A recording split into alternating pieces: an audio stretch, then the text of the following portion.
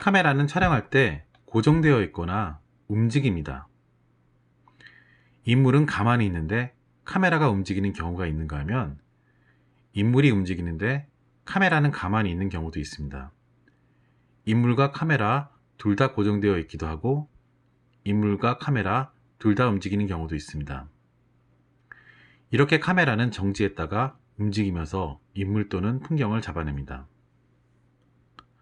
처음 말했던 것처럼 카메라의 시점은 결국 관객의 시점이 됩니다. 그래서 카메라가 움직이는 이유는 관객에게 무언가를 보여주기 위해서 혹은 보여주지 않기 위해서입니다. 그렇기 때문에 무조건 움직이는 사람을 따라가면서 촬영할 필요는 없습니다. 연출자의 의도, 영화의 내용, 장르의 분위기에 따라 달라집니다. 여기서 카메라의 움직임은 매우 중요합니다.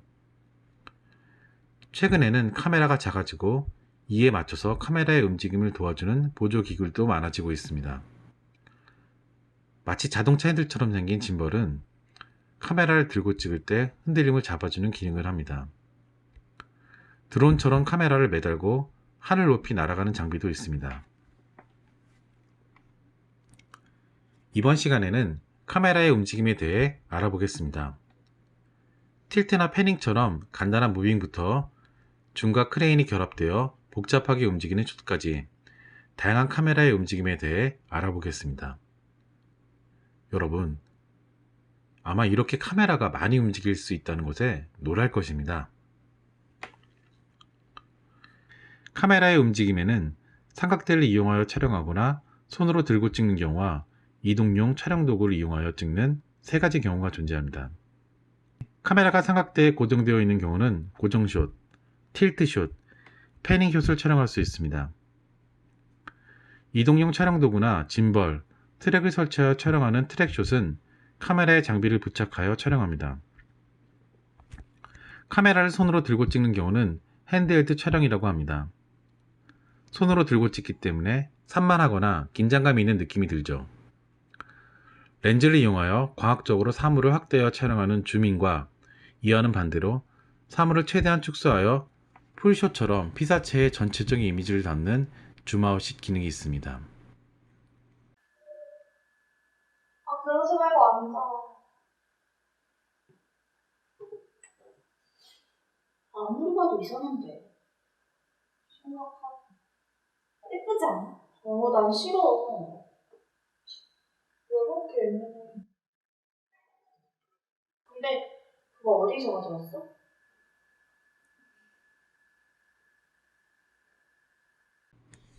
고정숏, 삼각대를 트라이포드라고도 합니다. 카메라를 삼각대 등 다양한 장비를 이용하여 고정시키고 피사체의 움직임과는 상관없이 일체의 카메라 이동이나 조작 없이 촬영하는 방법을 고정숏이라고 합니다. 고정숏은 간결하고 정리되어 비교적 안정된 화면을 보여줍니다. 고정숏은 피사체를 가장 자연스러운 느낌으로 보여줄 수 있습니다. 이러한 안정감은 작품 내에서 3인칭의 의미를 갖습니다. 마치 제3자가 현장을 지켜보는 느낌을 줍니다.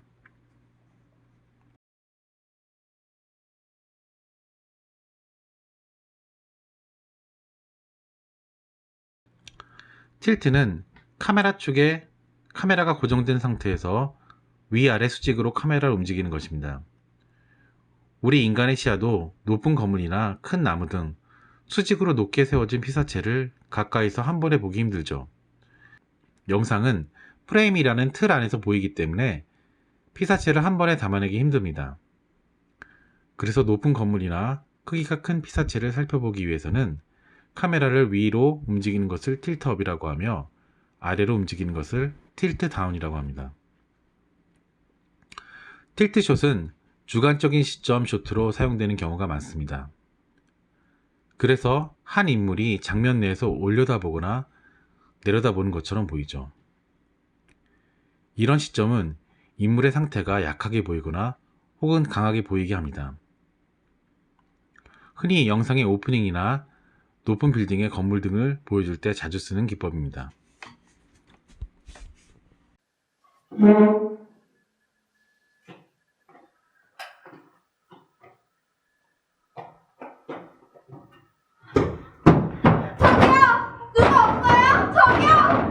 패닝숏은 파노라마 촬영, 연결 기법이라고도 불립니다.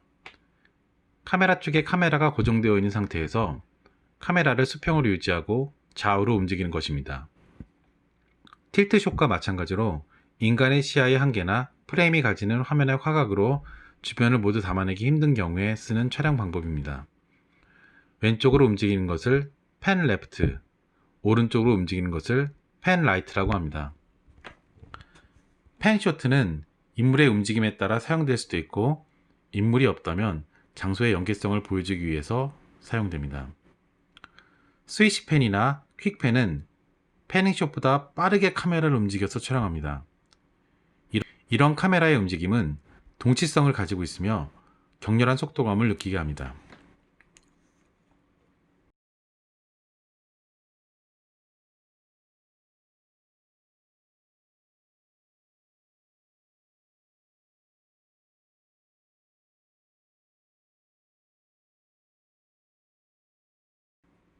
달리숏은 카메라 전체를 이동차 위에 또는 이동용 촬영 도구나 바퀴가 달린 삼각대를 이용해 카메라가 피사체에 접근하거나 멀어지게 촬영하는 기법으로 줌의 사용과는 느낌이 달라 좀 더 사람의 시선으로 느끼는 자연스러운 연출이 가능합니다.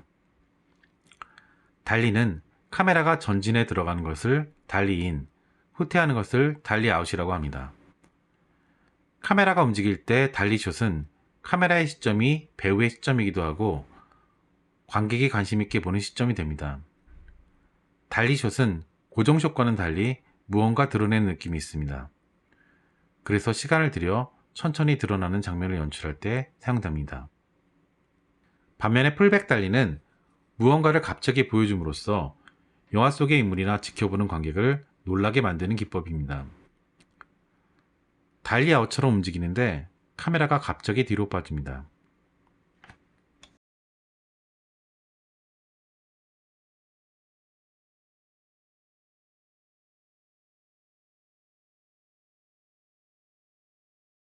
짐벌은 물이나 공기, 우주 공간 위에 떠있는 구조물의 동요에 관계없이 물체의 기본 틀이 기울어져도 정립 상태를 유지해주는 지지장치로서 카메라의 수직과 수평을 유지해서 안정적으로 촬영할 수 있게 해주는 장비입니다.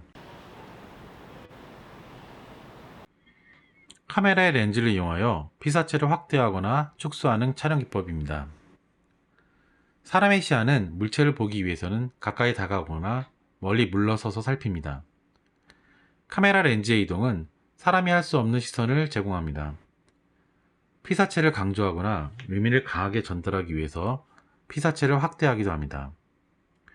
이렇게 피사체를 렌즈의 이동을 통해서 확대하는 촬영을 줌인이라고 합니다.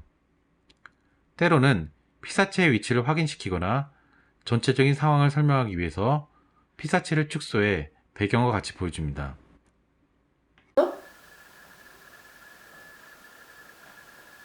너가 가져간 거 아니야? 아니야, 나도 몰라. 카메라를 어깨에 들쳐매고 손으로 그립을 잡은 채 찍거나 휴대용 카메라를 손으로 들고 찍는 촬영 기법입니다. 사람이 카메라를 들고 있기 때문에 화면이 수시로 흔들리며 산만한 느낌과 현장감을 줍니다. 핸드헬드는 1인칭의 의미를 가지고 있습니다. 이런 시점은 영화를 바라보는 관객이 느끼는 감정과 연결됩니다. 핸드헬드를 보는 관객은 긴박감이나 불안감을 느끼거나 피사체가 느끼는 고통이라는 경험을 공유하게 됩니다.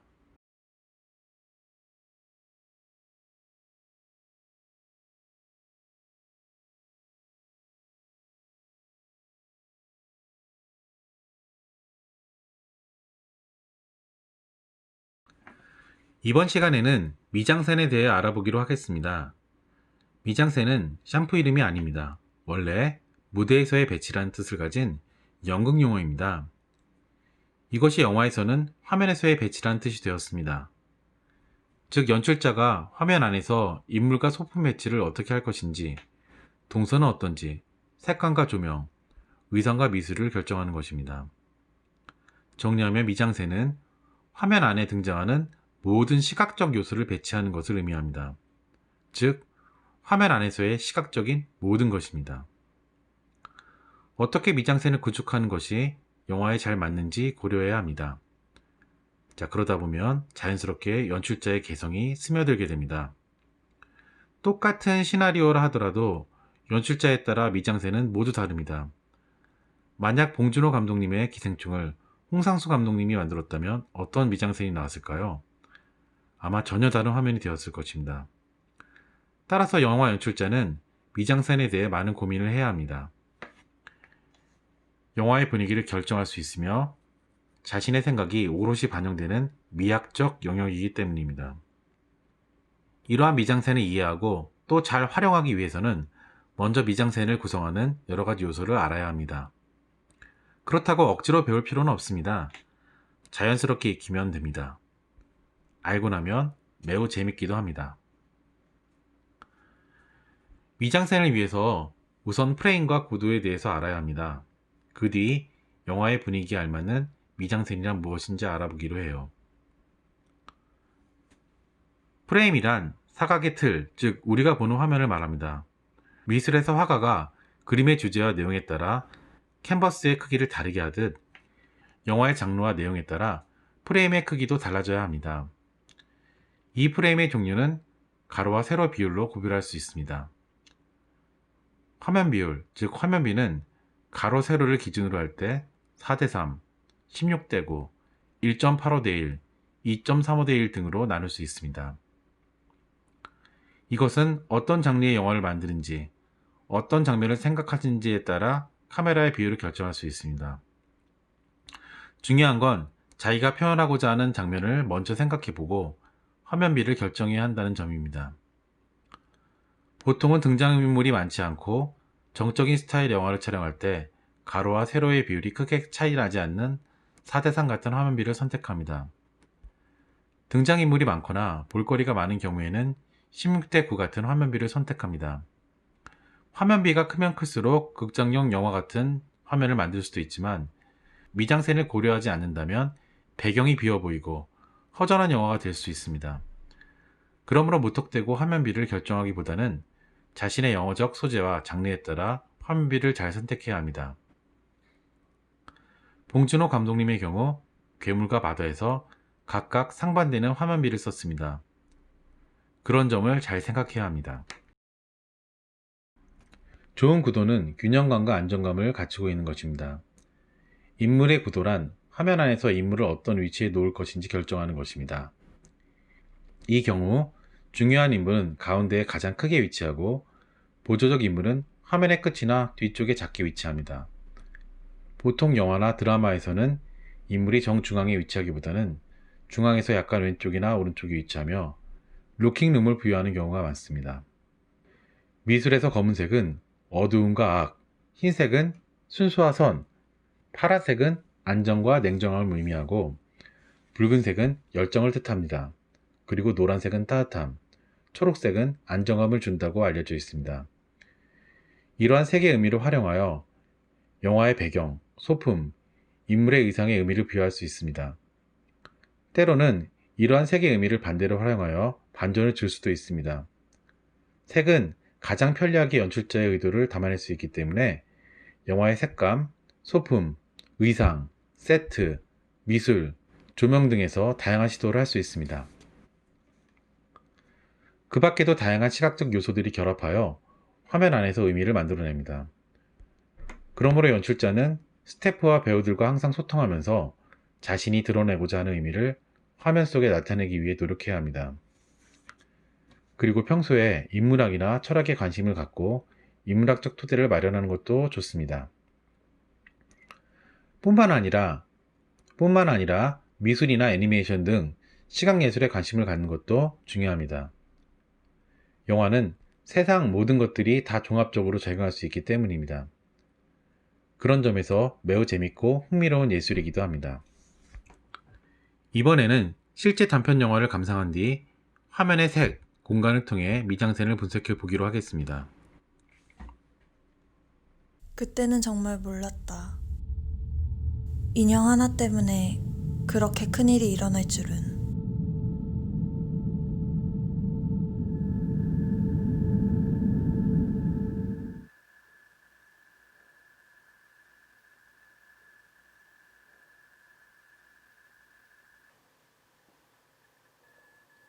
아, 그러지 말고 앉아.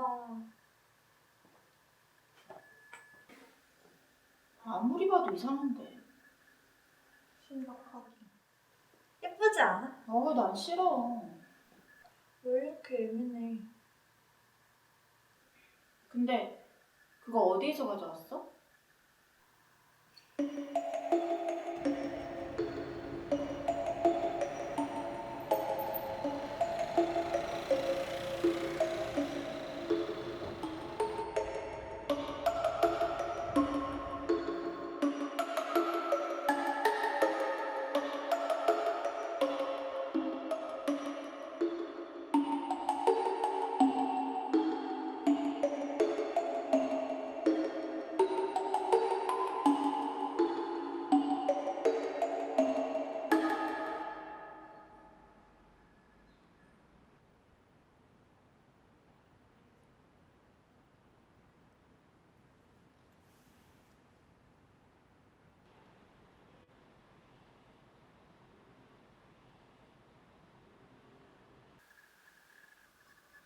길 한가운데서 주웠다고?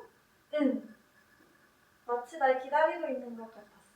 야, 너 무섭지도 않냐? 아무리 봐도 이상하잖아. 이상하긴 난 좋은데. 그러지 말고 다시 갖다 놓자. 아니면 버리던지. 왜? 이것도 다 인연인데. 우리 여기 놓자. 잘 어울리자. 뭐지? 정전인가 봐.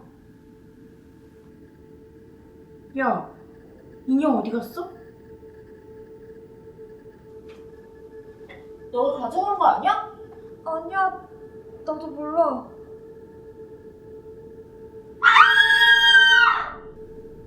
다영아! 괜찮아? 다영아, 왜 그래? 무서워! 다영아! 다영아!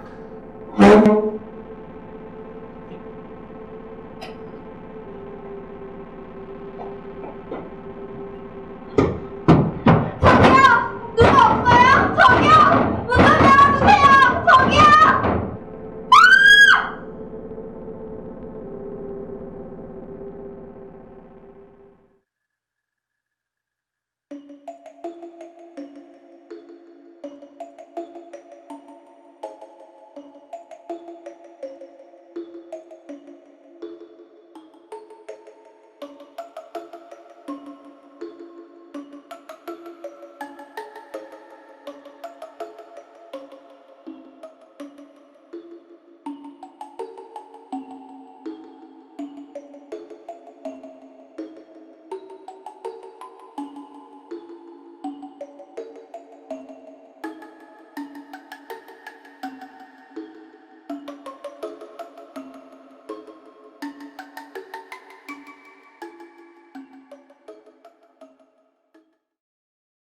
단편영화 인형놀이는 화면비를 16대9로 설정하여 촬영하였습니다. 왜냐하면 실내 장면을 세트에서 촬영하였기 때문에 배경의 시각적 요소가 풍부하여 넓은 화면비가 어울린다고 생각했기 때문입니다.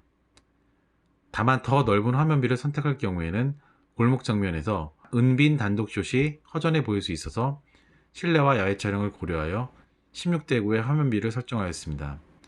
이것은 촬영 전에 촬영 감독과 협의한 결과이기도 합니다. 은빈이 골목에서 인형을 발견할 때 은빈과 인형의 옷을 모두 분홍색으로 설정하였습니다. 이것은 은빈도 모르는 사이에 인형과 연결되어 있음을 의미하는 것입니다. 한편 실내에서 다영은 순수를 상징하는 흰색, 은빈은 냉정을 상징하는 파란색을 입고 있지만 실제로 행동하는 것은 반대입니다. 다영은 냉철하게 사건을 들여다보려 하고 은빈은 순진하게 대처합니다. 이렇게 영화에서 색이 주는 의미를 반대로 활용하는 경우도 있습니다. 이 영화의 실내 배경은 창문이 없는 닫힌 공간입니다. 이곳을 영화의 배경으로 선택한 이유는 인물이 있는 공간을 밀실처럼 막힌 곳으로 설정하여 주인공이 어디로도 도망갈 수 없다는 느낌을 주기 위해서입니다. 만약 창문이 많거나 열린 공간처럼 느껴지는 곳이었다면 상대적으로 공포감이 덜할 수 있을 것입니다. 이 영화의 실내 공간은 탈출할 수 없는 밀실 같은 느낌을 주고 꼼짝없이 저주에 걸릴 수밖에 없다는 암시를 전해줍니다. 지금까지 미장센에 대해 알아봤습니다. 미장센을 통해 연출자의 의도나 암시, 복선, 상징 등을 파악할 수 있습니다. 하지만 그것은 누구나 이해할 수 있는 보편적인 의미를 가져야 합니다. 자기만 아는 상징이나 암호를 사용하면 아무도 알 수 없을 것입니다.